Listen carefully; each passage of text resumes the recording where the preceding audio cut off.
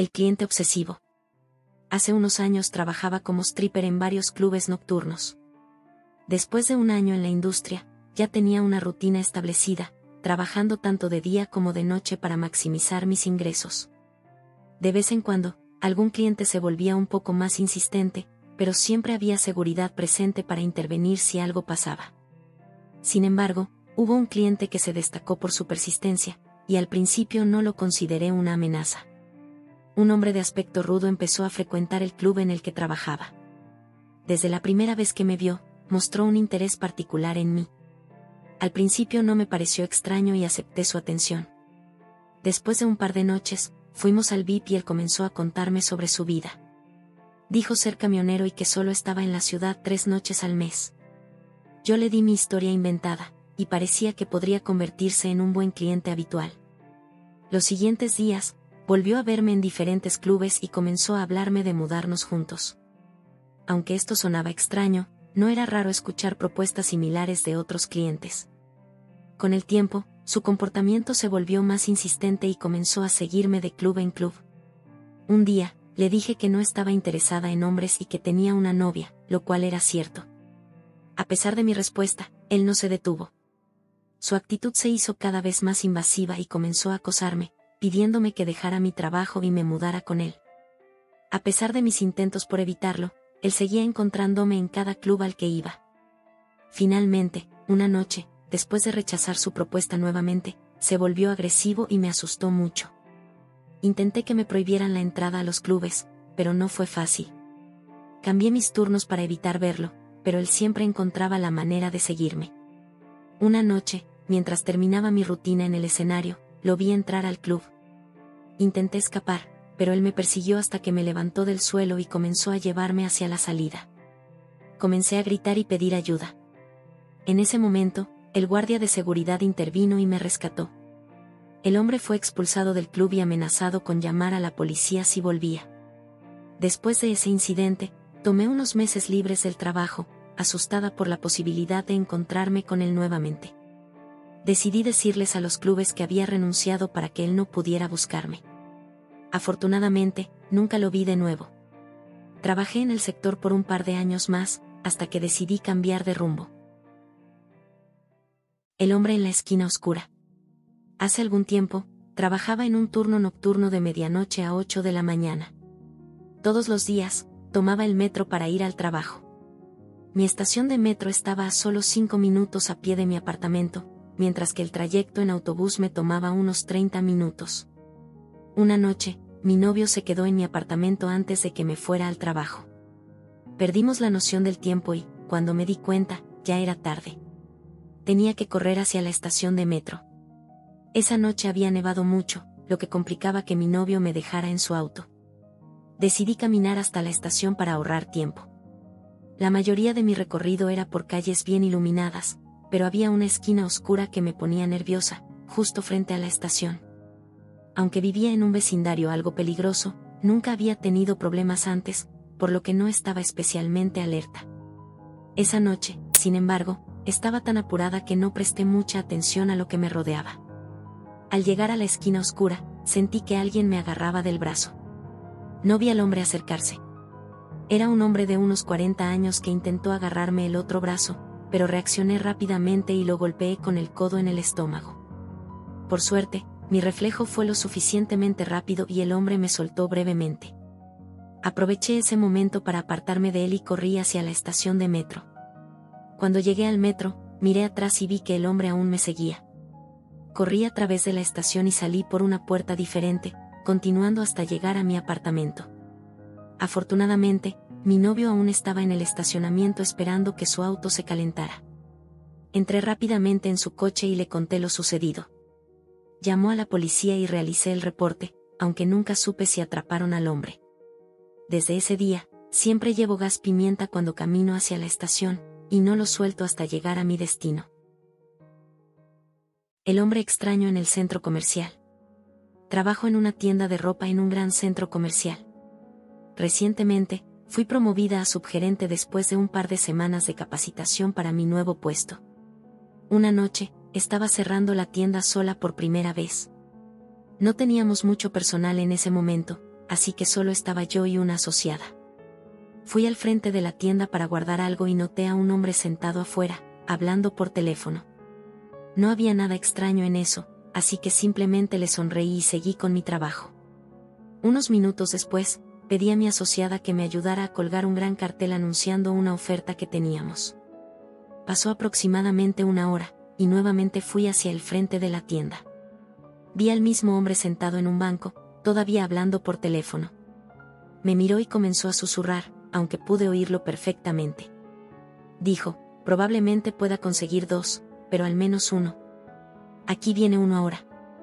En ese momento, supuse que el hombre se refería a robar productos, ya que últimamente habíamos tenido personas que tomaban cosas de nuestras mesas en la parte delantera y salían corriendo.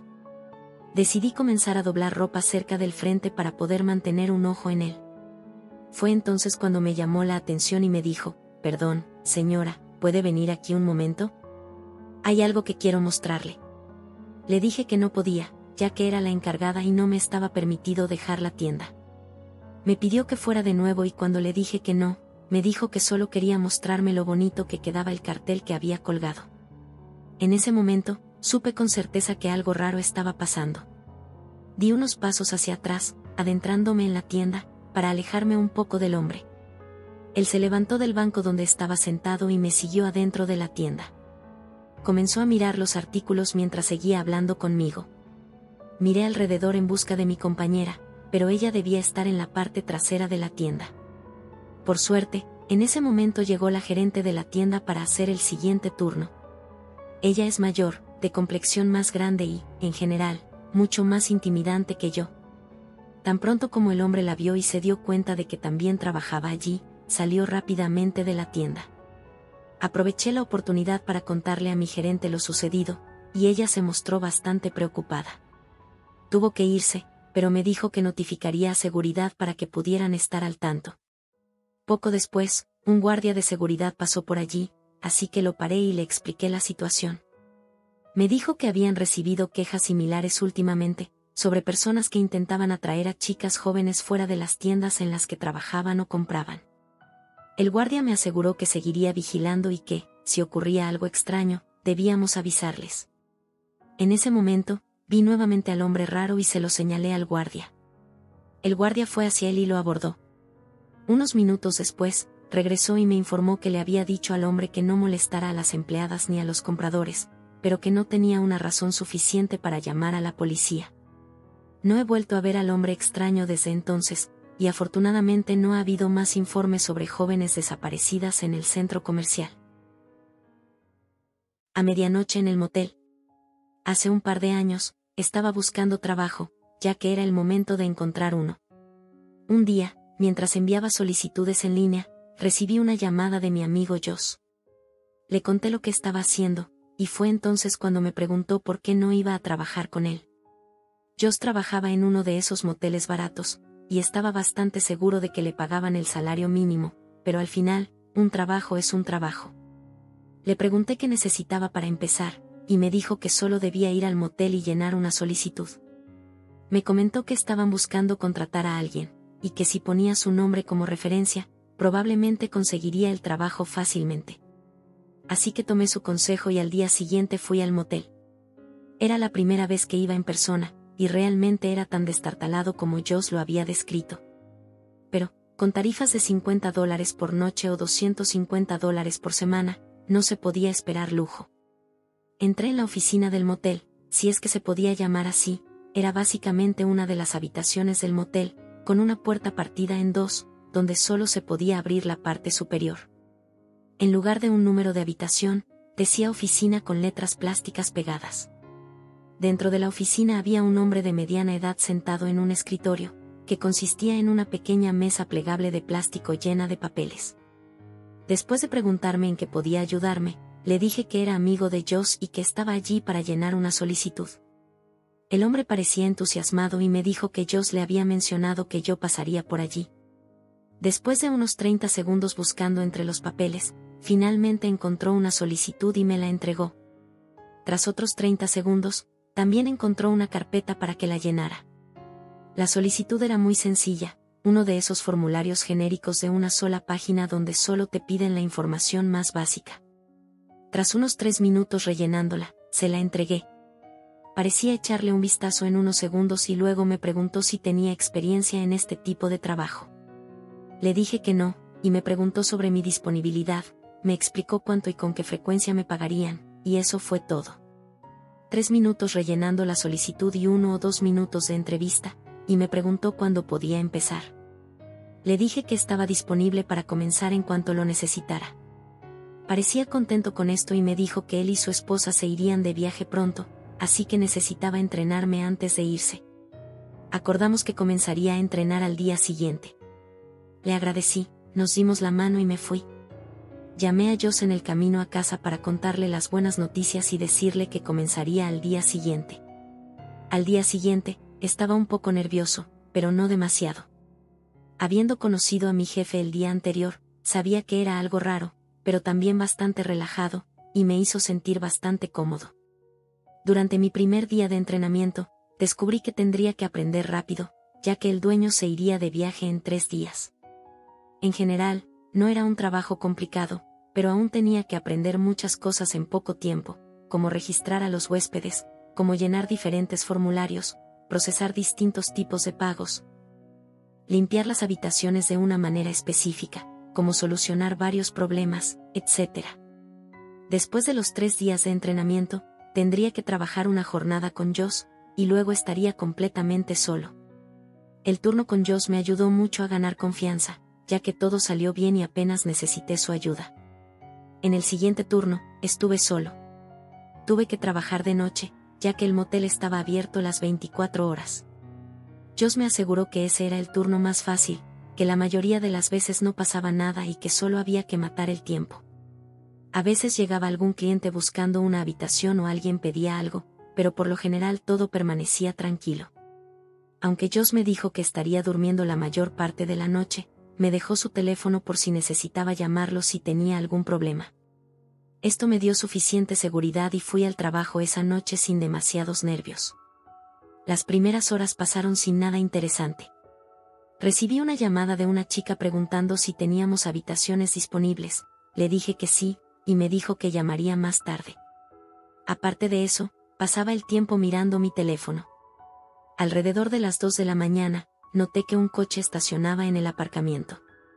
Un hombre salió y comenzó a mirar alrededor. Cuando vio la oficina, empezó a caminar hacia ella. Aunque parecía algo desaliñado, nada en él me llamó mucho la atención. Entró tambaleándose en la oficina y comenzó a mirar alrededor, como si estuviera confundido. ¿En qué puedo ayudarte, señor?, le dije. En ese momento, hizo contacto visual conmigo y me miró fijamente durante varios segundos antes de decir simplemente una habitación. Le pregunté si necesitaba la habitación solo por esa noche y él asintió con la cabeza. Le di un formulario para que lo llenara y le pedí su identificación y tarjeta de crédito, lo cual hizo sin problema. Mientras introducía sus datos en el sistema, noté un movimiento extraño por el rabillo del ojo. Miré al hombre y parecía estar intentando espantar algo invisible, como si estuviera intentando alejar una mosca. Traté de ignorar su extraño comportamiento y seguí adelante. Terminé el registro, le agradecí y le di la llave. Él me miró un momento y luego salió. Fue raro, pero no le di mayor importancia y volví a mirar mi teléfono. Unos minutos después, el silencio se rompió abruptamente. Escuché gritos a lo lejos, aunque no pude entender lo que decían. Podía notar que se acercaban a la oficina y, antes de que me diera cuenta, el extraño hombre volvió a entrar, ahora más agitado, gritando que no podía entrar a su habitación. Comenzó a gritar cosas como "no puedo entrar a mi habitación. ¿Por qué no me dejas entrar?". Me sentí algo intimidado por su nivel de hostilidad, pero traté de mantener la calma y le pedí disculpas profesionalmente. Le aseguré que probablemente había sido un error y que le daría una nueva llave para su habitación. Esto pareció calmarlo un poco. Tomó la llave de mi mano y salió de la oficina de nuevo, todavía hostil. Estaba casi seguro de que le había dado la llave correcta al principio, pero temía haber cometido un error, así que traté de solucionar la situación. A los pocos minutos, como esperaba, el hombre volvió a entrar, nuevamente gritando que no podía acceder a su habitación. Cuando lo vi venir, corrí a meterme en una pequeña habitación trasera. Sabía que él me vio entrar allí, pero estaba asustado. Empezó a golpear la puerta pidiendo que lo dejara salir. Comenzó a caminar por la oficina y hablaba como un loco, aunque no pude entender gran parte de lo que decía. Si escuché algo sobre curar y alguien tiene que curar. No sabía a quién o qué se refería, pero al menos supuse que no hablaba de mí. Finalmente, volvió a golpear la puerta, y le dije que estaba al teléfono y que saldría enseguida. Sé que debería haber llamado a la policía, pero no quería hacerlo en mi primera noche solo. También no quería molestar a mi jefe, que estaba de viaje. Le dije al hombre que lo acompañaría a su habitación para intentar abrir la puerta, y si no podía, le daría otra habitación. Esto pareció calmarlo un poco, así que finalmente me sentí lo suficientemente seguro para abrir la puerta. Tomé la llave de su mano y comenzamos a caminar hacia su habitación. Yo iba adelante, con él caminando detrás de mí. Me giraba cada pocos segundos, porque no confiaba en él y esperaba algún ataque. Cuando llegamos a su puerta, noté que ya no estaba detrás de mí, sino a varios pasillos, frente a otra habitación. Señaló la puerta y me preguntó si iba a intentar abrirla. Fue entonces cuando me di cuenta de que había estado intentando entrar en la habitación equivocada todo el tiempo. Esto explicaba por qué ambas llaves que le había dado no funcionaban.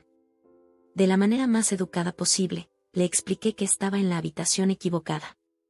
Él parecía confundido, pero cuando abrí la puerta y le indiqué que esa era su habitación, finalmente lo comprendió. Le di la llave de su habitación y entró, cerrando la puerta rápidamente. Corrí de vuelta a la oficina y no volví a saber de él el resto de la noche. Cuando volví al trabajo la noche siguiente, el hombre ya se había ido y nunca lo volví a ver. Trabajé en ese motel durante un año.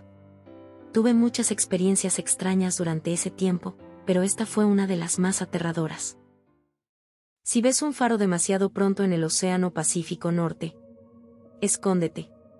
Hace unos años, trabajaba como marinero en un barco pesquero de Alaska. Desde joven, mis padres me inculcaron una fuerte ética de trabajo. Siempre decían que el trabajo duro lleva a mayores recompensas, así que naturalmente me incliné por una carrera que compartiera esa filosofía. La pesca en Alaska añadió alto riesgo a esa ecuación, y a cambio, las recompensas eran aún más dulces. No podía imaginar hacer otra cosa y planeaba trabajar para convertirme en capitán algún día. Esta historia tiene lugar durante mi 5ª temporada de captura de cangrejos. Para entonces, ya conocía las cuerdas, estaba familiarizado con las aguas y había sido testigo de algunas muertes de primera mano. Pensaba que estaba preparado para cualquier cosa. Estaba muy equivocado. Éramos una tripulación de 15, incluido yo, cuando comenzó la temporada. Ese número se reduciría a la mitad para cuando regresáramos a la costa, y algunos quedarán incapaces de poner un pie cerca del océano de nuevo. Navegaba en el Seaguard Sara, un barco que ya tenía algunos años, pero era conocido por su fiabilidad. Dado que había pasado su inspección de seguridad a principios de ese año, no tenía preocupaciones cuando salimos del puerto hacia las frías aguas del Océano Pacífico Norte. Era emocionante estar de nuevo en el mar, con la fresca brisa salada y aguas tan vastas que no podías ver nada más que azul por millas alrededor. El ánimo estaba alto y la emoción de comenzar un nuevo viaje era eléctrica. Siempre celebramos una fiesta en la primera y última noche. Era tradición. Incluso el capitán se unía, bailaba, cantaba y bebía. Notamos el primer signo de problemas 2 días después de comenzar el viaje. El Seaguard Sara se estaba inclinando hacia su lado de estribor. No era un ángulo peligroso, y después de consultar con el ingeniero del barco, el capitán determinó que era seguro seguir adentrándonos más en el Pacífico Norte. Planeaba equilibrarlo una vez comenzáramos a cargar los cangrejos en las bodegas de carga. Sobrecargaríamos la bodega de carga de babor y subcargaríamos la de estribor. No cuestioné el plan, me parecía razonable, y además, solo era un marinero. El capitán podía orinarme en la boca, decirme que era vino, y yo sonreiría y estaría de acuerdo. Así funcionan las cosas en el mar. Me preocupé más a medida que avanzaba el viaje. La inclinación empeoró a lo largo de la siguiente semana. Pasó de ser una pendiente apenas perceptible, a hacer que mis pantorrillas ardieran de tanto esforzarme contra la gravedad hacia estribor. Fue entonces cuando el capitán comenzó a hacer muchas llamadas. No podía escuchar lo que estaba pasando, pero podía verlo gritar en el teléfono, su rostro poniéndose cada vez más rojo y furioso a medida que pasaban los días. Me dijeron que estaba maldiciendo a todos, desde el fabricante del barco, hasta los inspectores y los contratistas que habían hecho las reparaciones en su casco. Me dijeron que todo seguía igual. Una noche, cuando la mayoría de nosotros estábamos reunidos en el comedor, sosteniendo nuestros platos y vasos para evitar que se deslicen por la mesa, el capitán irrumpió y anunció que íbamos a dar la vuelta. Nuestras reacciones fueron mixtas, algunos se sintieron aliviados y otros decepcionados. Nadie sabía qué significaba esto para nuestros salarios, o si las reparaciones podrían hacerse a tiempo para regresar al mar antes de que terminara la temporada de cangrejos. Yo fui de los que se sintieron aliviados por la noticia. El vasto océano que había ansiado durante meses se había vuelto progresivamente más inquietante a medida que el barco se inclinaba. Me di cuenta de lo lejos que estaba de la tierra firme, de la seguridad. Este lugar que antes encontraba liberador de repente se sentía como una jaula, y quería salir. Sentí como el Seaguard Sara giraba mientras me dirigía a los cuartos de la tripulación, usando la pared para apoyarme. La combinación de la ligera inclinación y la inclinación del barco fue terrible para mi equilibrio. Necesitaba acostarme y dejar que mi cuerpo se ajustara. Asterisco asterisco asterisco. No sé qué habría pasado si la tormenta no hubiera llegado esa misma noche. ¿Había logrado el Seaguard Sara llegar a casa a salvo? ¿Se habría volcado en el camino? Nunca lo sabré ahora, porque la tormenta sí llegó. Una que parecía salir de la nada, apenas detectada por el radar antes de que sus olas y lluvia comenzaran a golpear el barco con la furia de un dios del mar enfadado. El Seaguard Sara gimió de dolor mientras su inclinación empeoraba aún más. Las puertas volaron abiertas, objetos cayeron y me golpearon mientras me tambaleaba por el pasillo hacia la cubierta. No me di cuenta de lo mal que estaba hasta que sentí mis pies tocar la pared y me di cuenta de que la pared se estaba convirtiendo en el suelo. Todavía estaba dentro cuando escuché la orden de abandonar el barco. Estaba magullado, aturdido y desorientado. Había entrado suficiente agua como para que estuviera empapado. Sentí un par de manos que me agarraron del hombro y me empujaron hacia adelante cuando me detuve a tomar aliento. Sé que en algún momento me puse un chaleco salvavidas, pero no podría decirte cuándo ni cómo lo hice. Lo único que recuerdo es la sensación surrealista de que el mundo cambiaba de dirección dentro del barco, y la visión de altas olas iluminadas por los rayos una vez que estuve afuera. El trueno ahogó los gritos de mis compañeros de tripulación, pero pude verlos luchando por lanzar un bote salvavidas. Me lancé hacia ellos, pero antes de que pudiera agarrarme de algo, sentí una pared de agua helada arrastrándome hacia la barandilla. Una segunda ola, la reacción a la primera, llegó por encima de la barandilla y me arrastró al agua. El dolor era insoportable. No solo me habían lanzado como una muñeca de trapo, sino que el agua se sentía como si hubiera caído en un barril de arena rápida hecha de agujas afiladas. No sabía qué lado estaba arriba y cuál abajo, pero afortunadamente, el chaleco salvavidas me levantó de nuevo a la superficie turbulenta. El agua había entrado en mis oídos, amortiguando el sonido de la tormenta, y traté de mover mis brazos con la esperanza de ser rescatado, pero no podía levantarlos, no podía dejar de nadar lo suficiente. Este infierno duró más de lo que quisiera reflexionar. Solo sé que ola tras ola me arrastraba bajo el agua, pero el chaleco siempre me devolvía lo suficiente para poder tomar aire. Cuando cierro los ojos, incluso años después, todavía puedo sentir el ataque implacable de las olas mezclándose con el sabor de la sal en mi lengua. Estaba seguro de que iba a morir. Ya sea por no respirar cuando tuve la oportunidad, o ahogándome con agua de lluvia en la boca cada vez que gritaba. Y entonces, sentí un tirón, y mi horror se amplificó 10 veces al imaginarme estar en las fauces de una serpiente marina a punto de arrastrarme a las profundidades del océano. Me debatí desesperadamente tratando de escapar, solo para escuchar la voz de Greta reprendiéndome. «Deja eso. Estoy intentando sacarte». Greta me levantó y, una vez que estuve sobre el borde, me deslicé el resto del camino dentro, aterrizando en agua mojada y ensangrentada. Podía escuchar órdenes gritadas hacia mí, pero todo lo que pude hacer fue acurrucarme esperando, completamente inútil. Sé que los demás estaban ocupados con algo, ya que comenzaron a remar lo más rápido que pudieron. En retrospectiva, Creo que estaban tratando de alejarse del remolino del barco que se hundía. La tormenta pasó casi tan rápido como llegó. El océano no se calmó rápidamente, pero la turbulencia disminuyó hasta un grado manejable. Cuando finalmente pude, me senté y evalué mi entorno. Me encontré en un bote salvavidas con otros 7 compañeros de tripulación. Lo único que quedaba del Seaguard Sara eran las burbujas ascendiendo desde las profundidades del océano. Milagrosamente, había un segundo bote salvavidas acercándose a nosotros, y cuando nos conectamos, nos llenamos de alegría al descubrir que todos los miembros de la tripulación habían sobrevivido al volcarse. El capitán, que estaba en el otro bote, gritó sobre el agua con una voz profunda y retumbante: «Enviamos la llamada de emergencia antes de que se hundiera, tienen nuestras coordenadas. No pasará mucho». Esperaba que tuviera razón, porque mis manos temblaban por el frío y la adrenalina que se desvanecía rápidamente.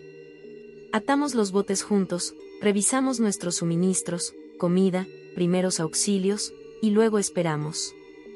Ahora, podrías pensar que habría habido vítores cuando apareció la luz en el horizonte.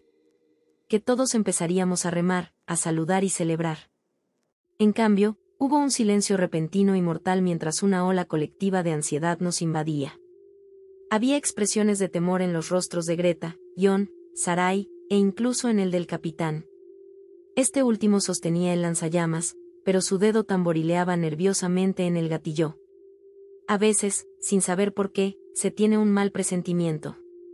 La gente lo llama sexto sentido, pero creo que es más sencillo que eso. Creo que son peligros percibidos por el cerebro sin ser procesados para que puedas actuar más rápido de lo que puedes pensar. Como cuando analizas activamente el lenguaje corporal de alguien para obtener más información que la que obtendrías solo escuchando sus palabras, pero aunque no estés tratando, sigues notando inconscientemente las pequeñas señales que muestran incomodidad, ira o atracción. Es algo innato. Lo que creemos que percibimos es solo la superficie de toda la información que realmente absorbemos. El cerebro, nuestra conciencia, se enfoca en una cosa, pero nuestros instintos de supervivencia notan otras discrepancias. Y cuando lo hace, emite una señal de peligro sin decirte por qué. «No se mueve», susurró Greta. Ella dio en el clavo. Conectó los puntos que señalaban la proverbial bandera roja. Cuando lo hizo, una especie de reconocimiento tácito recorrió al grupo, uno por uno, nos dimos cuenta también. Verás, había 2 problemas con la luz. 1, el barco más cercano al nuestro estaba al menos a 5 horas de distancia, probablemente más si habían atravesado la misma tormenta que nosotros. 2, la luz estaba perfectamente inmóvil, permaneciendo a la misma altura y nunca subía ni bajaba con el vaivén del océano. Tampoco barría el océano, como se hace al buscar sobrevivientes. Verás, había aparecido demasiado rápido, solo unos 30 minutos después de que pasó la tormenta. Era muy poco probable que un barco desconocido estuviera en la zona. Todos tratamos de mantenernos al tanto de dónde estábamos los unos a los otros, porque, en aguas tan turbulentas, saber dónde está cada quien es cuestión de vida o muerte. Sí, técnicamente todos competimos entre nosotros, pero sería difícil encontrar a algún marinero que no dejara todo para salvar a otro en un apuro. Hay un código de honor que seguimos. Pero supongamos que era un barco desconocido respondiendo a nuestra llamada de auxilio, aún teníamos que lidiar con el segundo problema de su inmovilidad antinatural. Mi estómago se retorció al preguntarme qué significaba eso. Esta luz estaba fija en un solo punto en la distancia cercana. Estaba brillando, no, pulsando, pero nunca se movía sobre ningún eje como debería si estuviera buscando a los sobrevivientes, y era inmune al empuje y tirón de las olas del océano. No hay ningún barco en el planeta que pueda hacer eso. La única explicación razonable era que podría ser un helicóptero de la Guardia Costera suspendido perfectamente en su lugar y peligrosamente bajo. Pero, incluso si hubiera sido desplegado al segundo, desde que se envió la llamada de auxilio, un helicóptero de rescate no podría haber llegado tan rápido. La luz era imposible. La luz era amenazante. La luz actuaba como un cebo, incitándonos a acercarnos a ella. El estruendo de una explosión me devolvió a la realidad, seguido de un chisporroteo por encima. El capitán había disparado una de las bengalas. Quedó suspendida en el aire, chisporroteando lentamente en un arco descendente. Recuerdo haber sentido tanto miedo que hundí mis dedos en el bote salvavidas. El disparo fue una cosa, pero mi miedo se debía a la luz. Tenía tanto miedo de que ahora se acercara, ya que sabía con certeza dónde estábamos. Tenía más miedo de esa luz que de cualquier otra cosa en mi vida. Pero afortunadamente, se mantuvo alejada. «Remen», ordenó el capitán. Nadie se movió, ni siquiera para respirar. «Remen, maldición». Jon alcanzó el remo, pero Greta lo agarró por el antebrazo y lo detuvo, negando con la cabeza. El capitán nos miró fijamente con los ojos desorbitados. Había adoptado una postura autoritaria, pero incluso él no pudo esconder los temblores de miedo. Si uno seguía la lógica, tenía razón, deberíamos dirigirnos hacia la luz. Sin embargo, cuanto más la mirábamos, más nos inquietaba. Es curioso cómo algo tan simple como sube y baja podría haber aliviado nuestra ansiedad. Pero la luz no hacía eso. No una sola vez. Ante una inmovilidad suave, el capitán gruñó y agarró un remo por su cuenta. «Está bien, Siseo, iré yo». Cualquier hombre o mujer demasiado cobarde para venir puede transferirse al bote de los cobardes. Nos hizo un gesto. «Cualquiera con agallas, venga conmigo. Necesitamos señalar ese barco antes de que se mueva sin nosotros». La bengala tocó el agua y soltó algunos rescoldos moribundos. Me sorprendió ver a algunos compañeros levantarse. Jon y algunos otros se pasaron al bote del capitán. Un número igual se pasó al bote de los cobardes. Con desprecio en su rostro curtido por el mar, el capitán cortó las cuerdas entre nosotros y dirigió su bote hacia el faro. Incluso mientras se alejaban, les rogamos que no fueran. Pero era como si los hubiera infectado la valentía. Podía escucharlos cantar al unísono. Izquierda. Derecha. Izquierda. Derecha. Hasta que se convirtieron en un punto en el horizonte. 10 minutos después de que se apagaron sus voces, en el tiempo estimado en el que el bote del capitán habría llegado a la luz, ésta de repente desapareció de existencia. El capitán, Jon y los otros 5 miembros de la tripulación en ese bote nunca fueron vistos ni escuchados de nuevo. El bote nunca apareció. Esto, a pesar de estar equipado con un rastreador de emergencia. Aviones equipados con la misma tecnología también han desaparecido, por lo que podría ser que esos rastreadores no valgan mucho, pero aún me da pesadillas pensar qué habría pasado si hubiéramos seguido al capitán. En cuanto a nosotros, nos tomó 7 horas, pero finalmente fuimos rescatados por la tripulación del asterisco Rosesanon asterisco. Como era de esperar, la tormenta retrasó los intentos de rescate. Nos calentaron y recorrieron las aguas donde habíamos visto por última vez el bote del capitán, abandonando la búsqueda solo cuando llegó la guardia costera y tomó el control.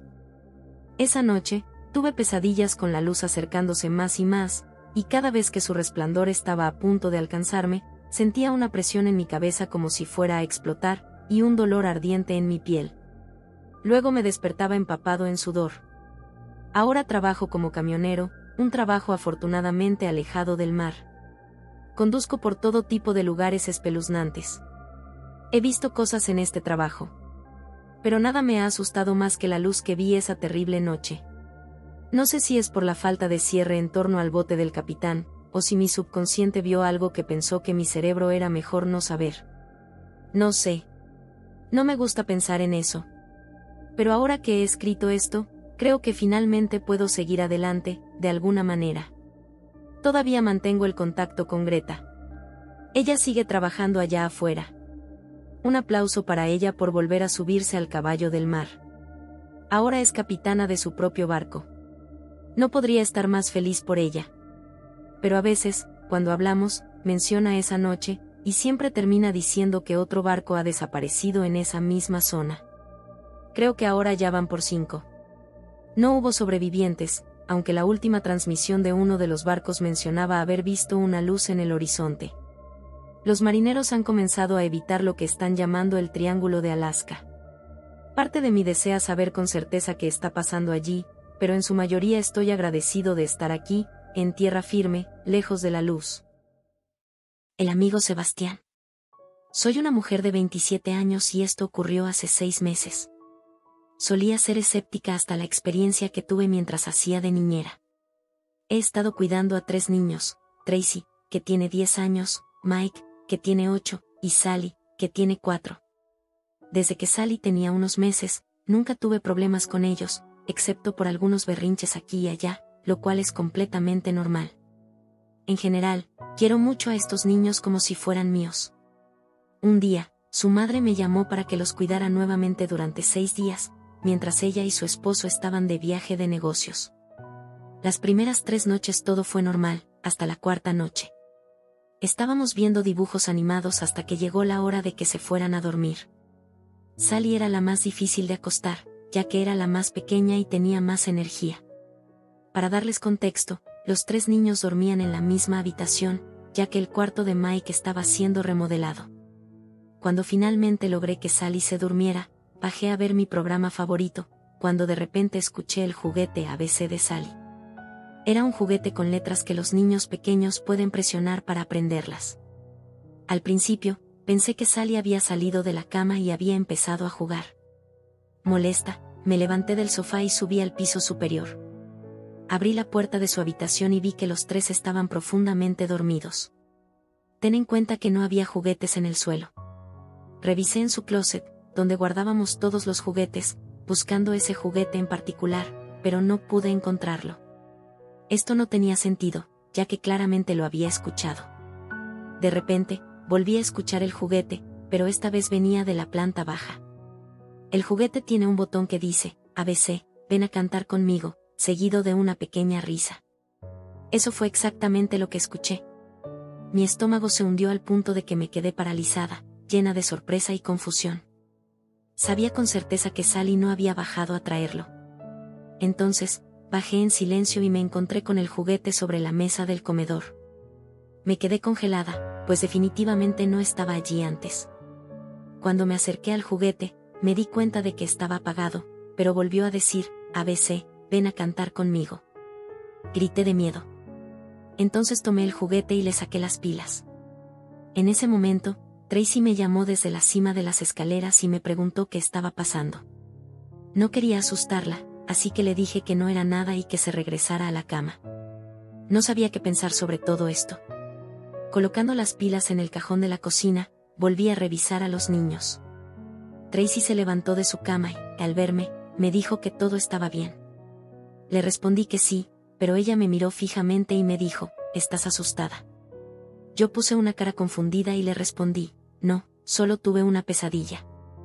Ella negó con la cabeza y dijo, no, Sebastián te asustó. ¿Quién es Sebastián?, le pregunté. Ella se acostó de nuevo, miró hacia la pared y me dijo, no dejes que te asuste, Darlene, solo quiere jugar con el juguete de Sally. Me quedé completamente confundida y aterrada. No quise hacerle más preguntas, pero no pude dormir esa noche. Luego, la siguiente noche, pude dormir, ya que no ocurrió nada extraño, hasta que a las 4 de la mañana escuché susurros fuera de mi puerta. Todavía estaba oscuro, así que froté mis ojos y me levanté a investigar. Los ruidos provenían de la habitación de los niños, que estaba al frente. Abrí lentamente la puerta y vi a Tracy sentada en la alfombra. Me miró sorprendida y le pregunté, ¿qué haces despierta? Nada, respondió. Vuelve a la cama, es demasiado temprano para estar despierta, le dije. ¿Con quién estás hablando?, le pregunté. Tracy solo me miró con expresión vacía. Te oí hablar, Tracy. Sé que estabas hablando con Sebastián, le dije. Ella me miró fijamente y me respondió, Sebastián está molesto porque no le das la misma atención que nos das a nosotros. Él solo quiere que lo cuides. Todo el vello de mi cuerpo se erizó. Tracy, por favor, ve a la cama. Ya hablaremos de esto más tarde. No, Sebastián quiere tu atención ahora y quiere que lo entiendas, respondió en un tono mucho más fuerte. En ese momento, Mickey y Sally también se despertaron. ¿Así que todos saben de Sebastián?, les pregunté. Todos asintieron con la cabeza. Afortunadamente, los padres de los niños regresarían ese mismo día, porque yo quería irme rápidamente. Una hora antes de que llegaran, Tracy no quería comer el sándwich que le preparé. Mike y Sally no tuvieron problema y estaban jugando en el jardín. Tracy, llevas una hora sentada sin tocar tu comida, le dije, empezando a sentirme molesta. Ella me miró y luego dijo, ¿dónde está la comida de Sebastián? Traté de seguirle el juego y le pregunté, ¿dónde está Sebastián ahora? Ella respondió, está sosteniendo tu pierna y se está riendo. Mi cuerpo se paralizó solo con imaginarlo. Traté de mantener la calma y le dije, bueno, Sebastián, si no te sientas, no te haré un sándwich. Tracy sonrió mientras miraba hacia abajo, donde yo estaba de pie. Realmente esperaba que sus padres llegaran pronto.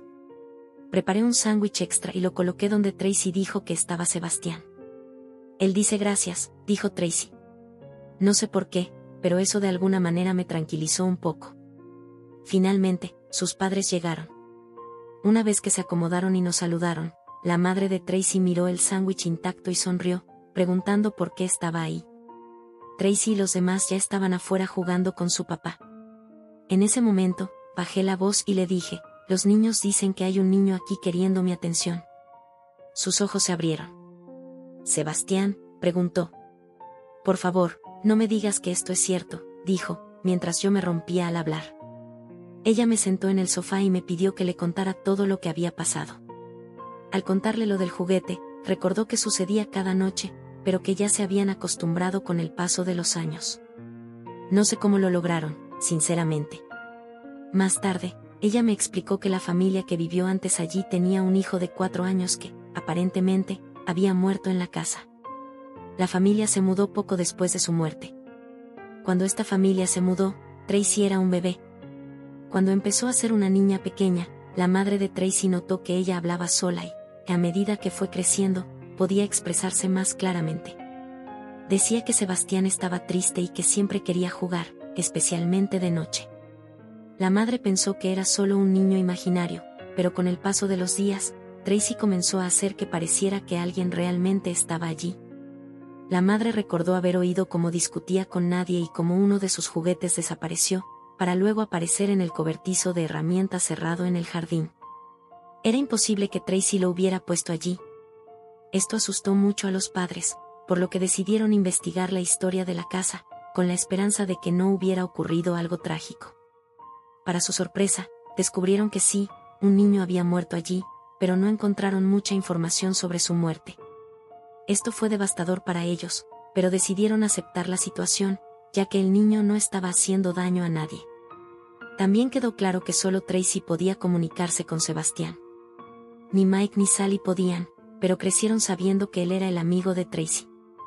Cuando notaban que Tracy se quedaba despierta hablando o jugando, simplemente le decían que era hora de dormir y que le dijera a Sebastián que ya era hora de irse a la cama. La madre de Tracy me dijo, Darlene, cariño, Tracy ya me había dicho que Sebastián le gustaba desde que empezaste a cuidar de ellos, pero le pedí que no te dijera nada porque no quería asustarte ni que no lo creyeras. Pero ahora ves que Sebastián realmente quería captar tu atención. Es un buen niño. Nos destruiría a todos si decidieras dejar de cuidar a los niños, pero si eso es lo que decides, lo entenderemos. En realidad, Sebastián no hizo daño a nadie, y eso me hizo sentir mal por él. Por supuesto, esto ocurrió de manera inesperada, y durante los 4 años que había cuidado a estos niños, nunca había experimentado algo así. Tal vez Sebastián realmente solo quería atención después de tanto tiempo. Al final, no podía dejar a mis bebés.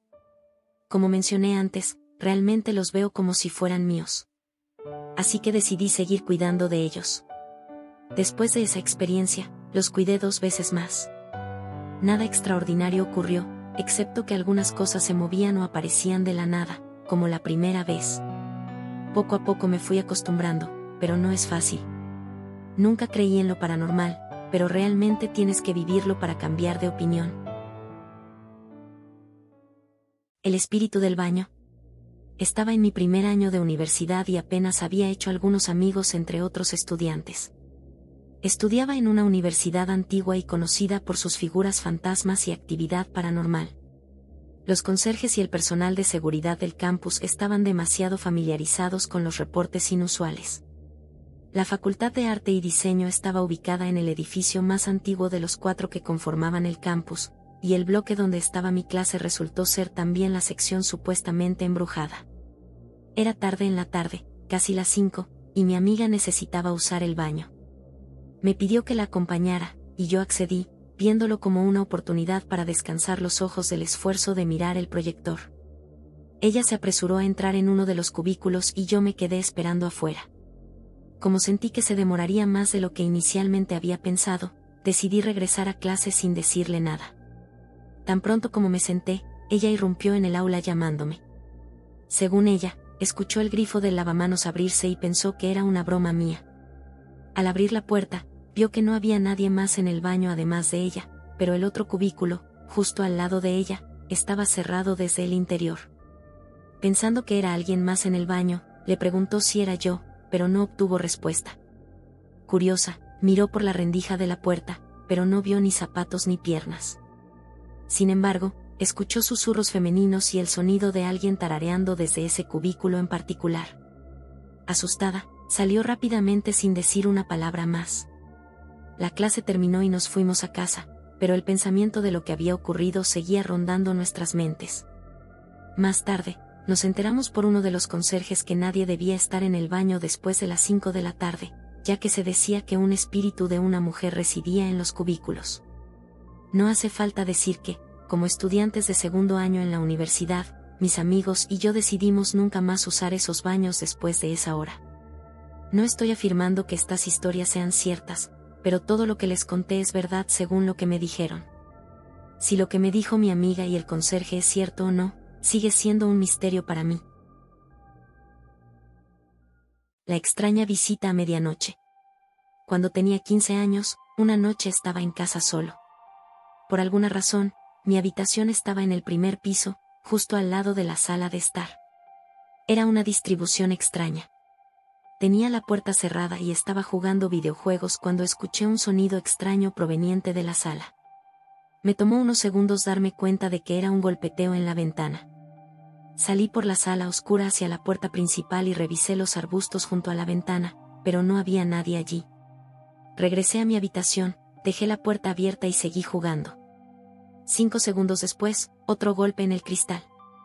Esta vez corrí hacia la puerta principal, descalzo, listo para perseguir a los que estaban haciendo la broma, pero nuevamente, no había nadie en los arbustos, ni siquiera se veía a alguien. Decidí ignorarlo de ahí en adelante. Pero, cuando iba de vuelta a mi habitación, escuché otro golpe. Corrí hacia la ventana para tratar de atraparlos, pero no había nadie afuera. Sin embargo, sentí algo justo sobre la punta de mis pies. Miré hacia abajo y vi la sombra oscura de una figura sentada junto a la ventana. Creo que en cuestión de 2 segundos ya estaba de vuelta en mi habitación, con la puerta cerrada con llave. Me escondí debajo de mi cama y traté de llamar a mi papá. Luego, los golpes en el cristal continuaron desde afuera. Cuando le expliqué a mi papá, me llamó loco por no haber llamado a la policía, así que me dijo que lo haría él por mí y que esperara en mi habitación con la puerta cerrada. Aproximadamente 5 minutos después, los golpes cesaron y 10 minutos después llegaron los policías. La figura ya no estaba, pero no había señales de entrada o salida, ya que todas las puertas estaban cerradas con llave y las ventanas estaban cerradas. Desde entonces, no hemos visto ni oído nada, pero sigue siendo aterrador pensar en lo que ocurrió. La linterna ruidosa. Nunca olvidaré la vez que mi hermano y yo nos escapamos después de la hora de dormir para explorar una casa supuestamente embrujada al final de la cuadra.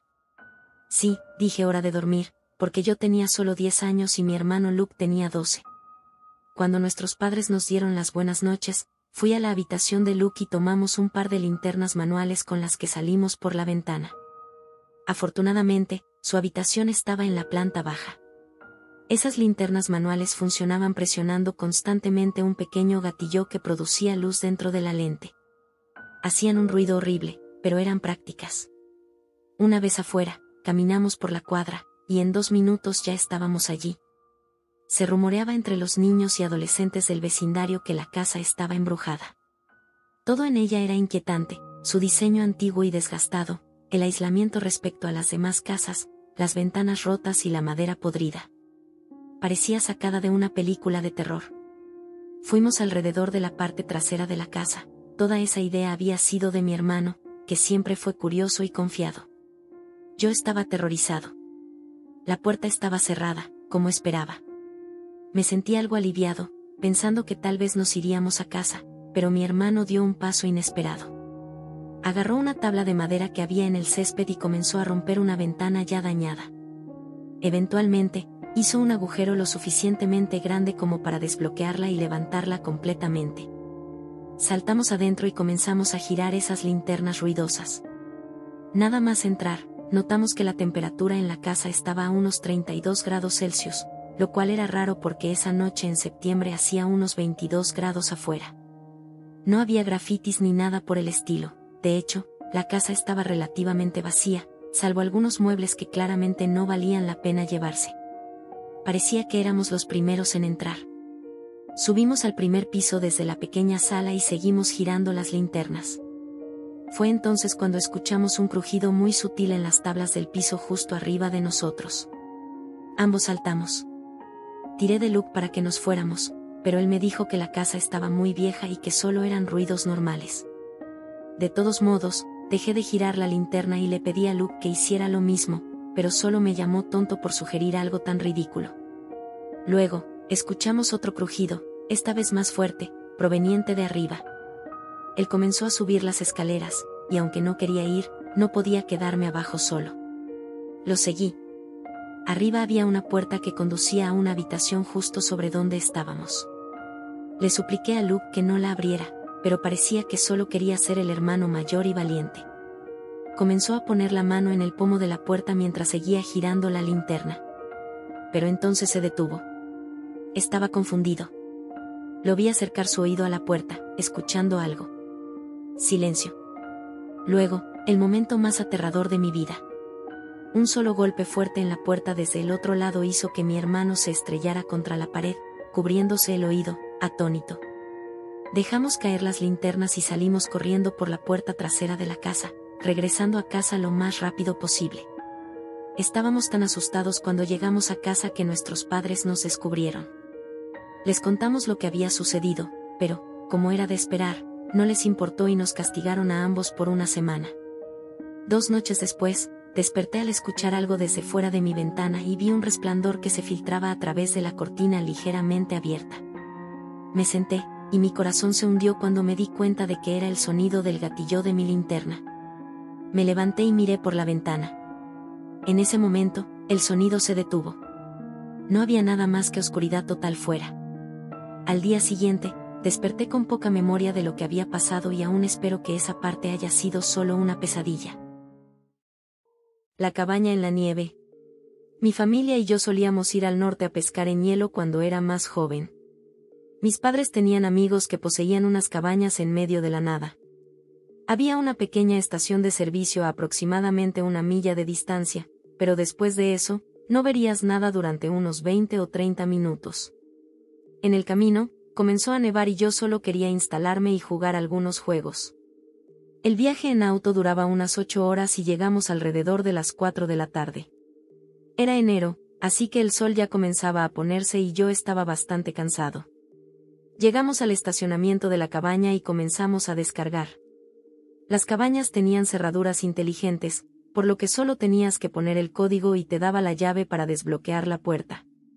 Tomé mi mochila y maleta, y cuando fui a ingresar el código, noté que ya había huellas que llevaban hacia la puerta. Se lo mencioné a mi papá y me dijo que probablemente era la persona de limpieza o algo así.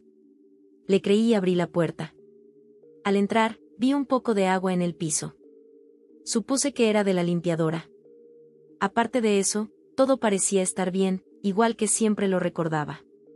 Fui a mi habitación, la que siempre utilizaba, y comencé a desempacar. Pero cuando fui a cerrar las persianas, vi huellas nuevamente. Parecían venir del bosque y dirigirse hacia nuestra casa. Dado el nivel de nieve, debían de ser recientes. Se lo comenté a mi papá, quien me dijo que lo revisaría. Para cuando terminamos de descargar todo, la nieve había pasado de ser una llovizna a una tormenta de nieve. Mi papá dijo que si alguien estaba allí, definitivamente ya no lo estaba, si es que tenían algo de sentido común. Nos preparó espaguetios y vimos una película, luego me fui a dormir. Me despertaron unas horas después con unos golpes en la pared, que parecían venir del exterior de mi ventana.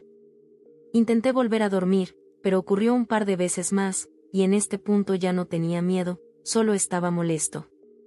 Me levanté, miré por la ventana y no vi nada. La nieve había disminuido un poco, así que era más fácil ver. Volví a notar las huellas, casi en el mismo lugar que la primera vez, viniendo del bosque. Me aseguré de que las ventanas estuvieran cerradas antes de volver a dormir, ya que no podía hacer mucho al respecto. Al día siguiente, le conté a mi papá y parecía escéptico. Fuimos al lugar juntos y, efectivamente, había huellas humanas que venían del bosque hasta nuestra cabaña, llegaban a la ventana de mi habitación, luego a la puerta principal y regresaban al bosque. Ya habíamos estado allí antes y sabíamos que, aparte de la cabaña, no había nada más por kilómetros, y nadie acampa en el bosque, especialmente en invierno. Mi papá llamó a sus amigos para contarles lo que había pasado, pero aún así, nadie podía hacer nada. Después de unas horas, trajeron unas cámaras pequeñas que se conectaban a la pared y te permitían ver una transmisión en vivo de tu casa. Las instalamos dentro para sentirnos más seguros. Fue un lío, pero más vale prevenir que lamentar. Viajamos al lago unas horas después, y mi mamá estaba revisando constantemente las cámaras para asegurarse de que nadie estuviera dentro de la cabaña. Cuando llegamos al lugar, dejamos nuestros teléfonos en el coche mientras pescábamos. Cuando regresamos, mi mamá tenía un montón de notificaciones sobre el movimiento detectado por las cámaras. Mi papá llamó inmediatamente a su amigo para que fuera a revisar la cabaña o llamara a la policía. Su amigo se quedó en la línea mientras entraba a la casa con algún tipo de arma. Después de unos minutos de silencio, dijo que no había nadie allí. Sé que debió haber esperado a la policía, pero los amigos de mi papá son un tipo diferente. De todos modos, llamó a la policía y explicó la situación. No obtuvimos pruebas en video porque las cámaras baratas solo mostraban la transmisión en vivo y no guardaban grabaciones. Pasamos las siguientes noches con el amigo de mi papá, pero dejamos la cámara instalada en la cabaña. Efectivamente, el día que nos íbamos, la cámara detectó movimiento nuevamente. Mi papá y su amigo corrieron hacia la cabaña, pero nuevamente no había nadie dentro. Sin embargo, esta vez había huellas que iban del bosque hacia la cabaña, las mismas huellas que vi el primer y segundo día. Mi papá pensó en seguir las huellas, pero mi mamá le sugirió que no lo hiciera. Es algo inquietante pensar que alguien pudo haber estado dentro mientras dormíamos o mirándonos desde las ventanas durante el día. Afortunadamente, nunca pasó nada más, pero sigue siendo una de las experiencias más espeluznantes de mi vida. Las siguientes veces que fuimos, nos quedamos en una cabaña diferente y no pasó nada. El amigo de mi papá dijo que nunca supieron qué sucedió allí, y supongo que la persona dejó de aparecer después de que nos fuimos. Invierno es mi estación favorita del año. Hay algo en la sensación de la nieve cayendo y las fiestas que me pone de buen humor todo el tiempo. Sin embargo, vivo en un estado bastante frío, lo que provoca mucha nieve durante estos meses de invierno. Trabajando como conductor de DoorDash a tiempo parcial durante casi 3 años en ese momento, esto hacía que el trabajo fuera mucho más difícil, ya que las carreteras tardaban un tiempo en ser despejadas. Y, aunque las despejaban, la nieve pesada volvía a cubrirlas. Aunque esto hacía que el trabajo fuera peligroso y a veces incluso imposible, todavía solía elegir conducir en días de mucha nieve y carreteras cubiertas. La razón era que nadie más estaría en la carretera, y los otros conductores de DoorDash probablemente se quedarían en casa, lo que me daba acceso a muchos más pedidos y la posibilidad de ganar más dinero. Además, los clientes tienden a dar mejores propinas, ya que saben lo que implica pedir entregas durante una tormenta de nieve. Todo fue igual ese año, y era mediados de diciembre cuando llegó una noche de fuerte nevada. No pude comenzar las entregas hasta las 7 u 8 debido a mi otro trabajo, pero tan pronto como pude, empecé a conducir como siempre. Muy pocos autos estaban en la carretera y mi aplicación de DoorDash me estaba dando ofertas de entrega bien remuneradas. Realicé 2 pedidos relativamente rápidos y estaba regresando a casa de uno cuando la nevada empeoró. La visibilidad era terrible y las carreteras no estaban siendo despejadas con suficiente frecuencia. Mi auto no era una chatarra, tenía tracción en las 4 ruedas y neumáticos para todas las estaciones, pero esta nieve realmente me estaba haciendo luchar. Reduje la velocidad hasta llegar a una señal de alto y apenas pude empezar a moverme de nuevo, ya que mis neumáticos solo patinaban sobre la nieve. Finalmente, después de pasar la intersección, apareció otro pedido en mi teléfono. Lo miré por un segundo, luchando conmigo mismo sobre si aceptarlo o no, antes de rechazarlo y cerrar la aplicación. Las carreteras estaban demasiado peligrosas, incluso para mí. La calle en la que estaba no estaba muy lejos del pueblo principal, así que mi objetivo era acercarme lo más posible al pueblo, esperando que más quitanieves hubieran despejado las carreteras. Conduje lentamente, a 20 en una carretera de 45. Mientras atravesaba las malas condiciones, apenas pude distinguir algo grande en medio de la carretera frente a mí. No vi lo que era hasta que ya era demasiado tarde. Frené bruscamente y, aunque logré detenerme a tiempo, las ruedas traseras patinaron y arrastraron el auto fuera de la carretera, metiéndolo en una capa espesa de nieve. Afortunadamente, fue un choque leve y a baja velocidad, pero no ayudó al estado en el que me encontraba. Mi auto estaba completamente atascado en la nieve y sabía que necesitaría asistencia. Me tranquilicé, manteniéndome calmado y sereno, luego encendí las luces de emergencia y llamé para pedir asistencia en la carretera. Le di al hombre mi ubicación, quien me dijo que tardaría entre 15 y 20 minutos en llegar. Acepté felizmente y le agradecí. Reclinándome en el asiento, me alegré de no haber aceptado otros pedidos, ya que habría complicado aún más las cosas. Pasaron unos minutos mientras observaba la nevada, cuando noté una luz parpadeante en el espejo lateral. Era difícil de ver, pero pude distinguir que era una luz naranja que parpadeaba suavemente y se acercaba hacia mí. Al acercarse y aparcar al lado de la carretera detrás de mí, parecía un vehículo de trabajo típico con luces de advertencia en la parte superior. Mirando mi teléfono, solo habían pasado 4 minutos desde que llamé, así que este hombre llegó realmente temprano. Pero no me iba a quejar de que alguien llegara temprano para sacar mi auto de la zanja. Después de esperar unos minutos más, escuché la puerta cerrarse detrás de mí y vi a un hombre caminando hacia mi ventana. Cuando estuvo a unos pocos pies, bajé la ventana un poco. ¿Necesita ayuda?, le pregunté. Él respondió. Sí, llamé hace unos minutos.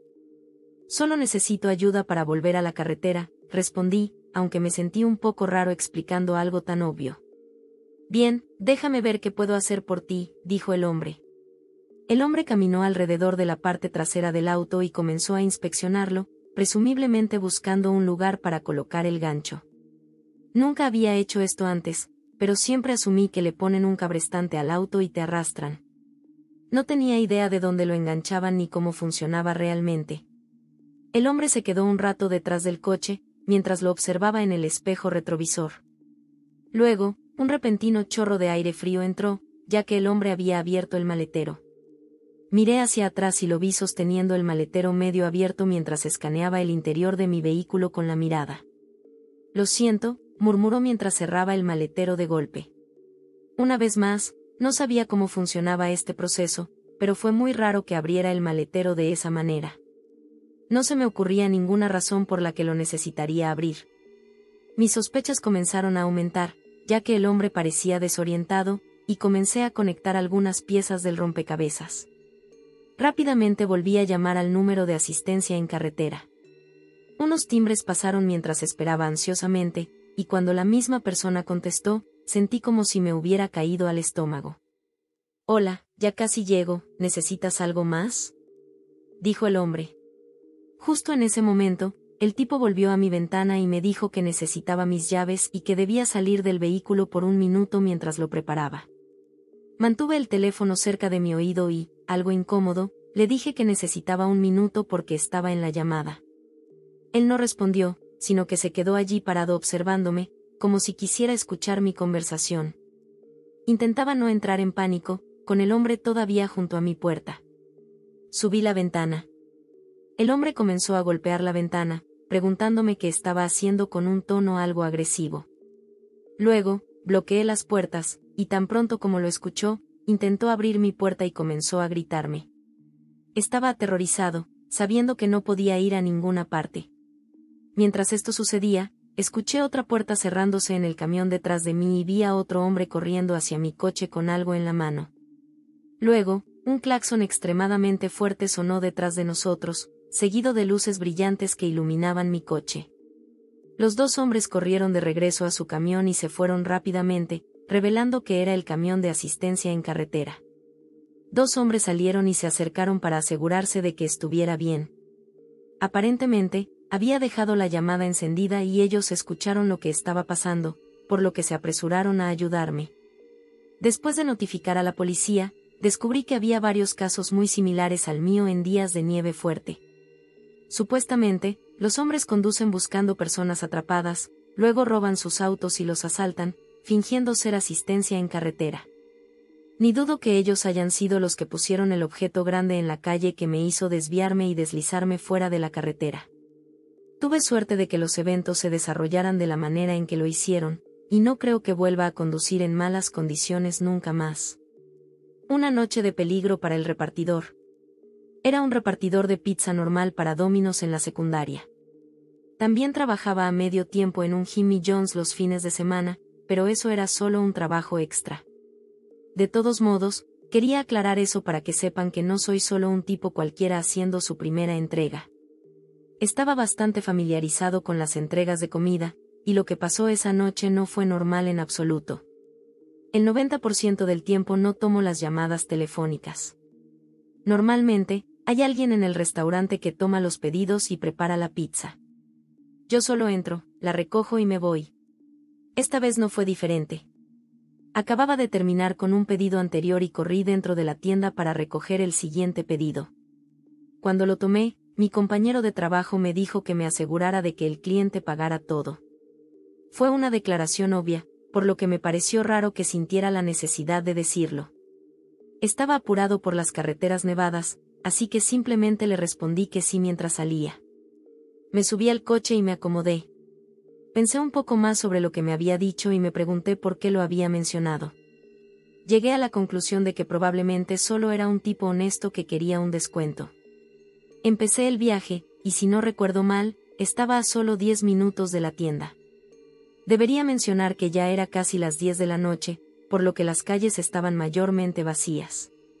Pero tan pronto como salí del estacionamiento, noté que un coche aceleraba detrás de mí. Se acercó rápidamente, luego redujo la velocidad y comenzó a igualar mi velocidad. No pude ver qué tipo de coche era, pero no es raro que la gente por aquí conduzca rápido de noche cuando no hay nadie más en la carretera. Dicho esto, estaba nevando bastante, así que probablemente no era la mejor idea ir tan rápido. Yo seguí conduciendo a mi velocidad, esperando que el tipo simplemente me adelantara o girara en alguna parte, pero se quedó detrás de mí. No fue hasta que llegamos a un semáforo que el hombre se metió en el carril junto al mío. Yo siempre miro hacia adelante en los semáforos para evitar hacer contacto visual incómodo, pero de repente alguien empezó a gritar desde el coche al lado de mí. Miré hacia el lado y vi a un hombre mirándome fijamente con la ventana bajada. Rápidamente aparté la mirada y volví a mirar hacia adelante, pero el tipo siguió gritando, pidiéndome que bajara la ventana. Hice como si no lo escuchara y empecé a manipular la bolsa de pizza, como si estuviera buscando algo. Mantuve el semáforo en el rincón de mi ojo, y en cuanto se puso verde, aceleré rápidamente. El hombre no se detuvo, siguió al lado de mí, conduciendo de manera errática y zigzagueando por toda la carretera. Su ventana seguía baja, y pude ver que trataba constantemente de mirarme para captar mi atención. El hombre se veía enfadado, así que no tenía intención de detenerme a hablar con él, pero me estaba molestando mucho. No tenía miedo, solo me molestaba este tipo. Quería tomar alguna calle secundaria o algo así para intentar perderlo, pero las condiciones de nieve me hicieron dudar si esas calles ya estaban despejadas. No tenía ganas de quedarme atascado en la nieve con este tipo loco, así que decidí quedarme en la carretera principal. A solo 1 o 2 minutos de la casa del cliente, el tipo a mi lado aceleró y de repente se metió en mi carril, justo frente a mí. Pisé los frenos, pero solo logré reducir un poco la velocidad antes de que el coche comenzara a deslizarse. Afortunadamente para mí, el otro tipo tuvo el mismo problema. Su coche siguió deslizándose hasta salirse de la carretera y meterse en la nieve espesa. Su coche casi dio un giro de 180 grados. Mi adrenalina me hacía temblar mientras avanzaba lentamente por la carretera, mirando por los espejos el coche del tipo. Aceleré un poco más para poner distancia entre nosotros, aunque no pensaba que él pudiera salir de ahí por un rato. Me sentí mal por dejarlo así, pero claramente tenía malas intenciones, y no iba a quedarme allí para descubrir cuáles eran. Llegué a la casa del cliente y caminé hasta la puerta, tocando varias veces. Después de un minuto sin respuesta, llamé a mi jefe, quien me devolvió la llamada para avisarles que ya estaba allí. Seguía tocando y sonando el timbre, pero mi jefe me llamó de nuevo para decirme que no contestaban. Me quedé allí confundido, mirando las luces encendidas en la casa, y empecé a juntar las piezas del rompecabezas. Corrí de vuelta a mi coche y salí del vecindario. Tomé una ruta diferente hacia la tienda solo para asegurarme de evitar ese coche, luego le conté a mi jefe lo que había pasado. Creo que el cliente era el tipo en el coche. Mi jefe dijo que él me había dado mala espina por teléfono, lo que le hizo pensar que no iba a pagar. Creo que el plan del tipo era seguirme fuera de la tienda, luego hacerme detener para robarme, ya sea la pizza, mi billetera o ambas cosas. Tenía sentido que el hombre no estuviera en casa porque se había quedado atascado en la nieve. No lo sé con certeza, podría estar sobrepensando todo, pero mi jefe estuvo de acuerdo con mi teoría. Dijo que avisaría a la policía y les daría el número y la dirección del tipo, aunque nunca me actualizó sobre eso, así que no sé si realmente lo hizo. Pero, por lo que sé, ese tipo no ha vuelto a llamar a la tienda desde entonces. Y así llegamos al final de esta escalofriante recopilación de historias de terror. Espero que cada relato haya sido de su interés y que, esta noche, cuando apaguen las luces, los acompañe ese pequeño escalofrío. Si les gustó el video, no olviden darle like y suscribirse, activando la campanita para no perderse más contenido como este. Me encantaría leer en los comentarios cuál fue su historia favorita o si tienen algún relato aterrador para compartir en próximos videos. Recuerden, algunas cosas que escuchamos no son ficción, y a veces, la vida real puede ser aún más aterradora. Gracias por acompañarme en este viaje a lo desconocido. Hasta la próxima, si es que pueden dormir esta noche.